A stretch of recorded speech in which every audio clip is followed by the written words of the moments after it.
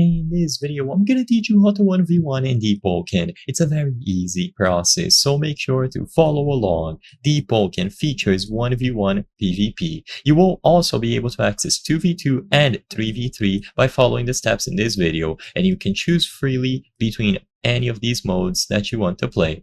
So, in order to go into 1v1 PvP in Deepwoken, you will need to acquire a talent.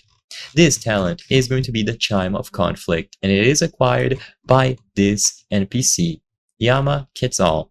So, by talking to this NPC at the Sunseeker Temple, once you have reached Power 5, you will be granted it, and now you can enter instanced PvP arenas. You will be able to practice, compete for experience, loot, and glory, and you won't have to risk yourself in reality.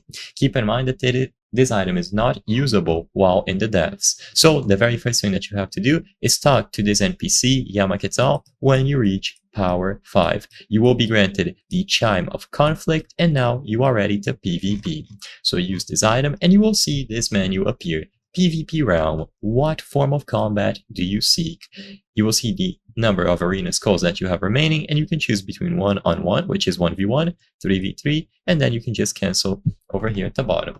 So choose whichever option you prefer, and you will instantly queue into it.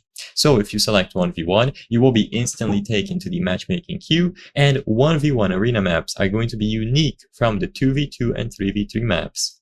2v2 and 3v3 are small areas created around the user, and they allow for either one or two other users to join the team before being transported to the queue.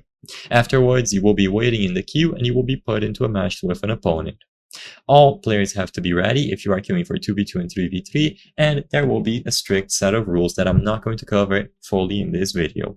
I hope I was able to help you on how to 1v1 in Deepwoken. If this video helped you, please be sure to leave a like and subscribe for more very easy tips. Thank you for watching.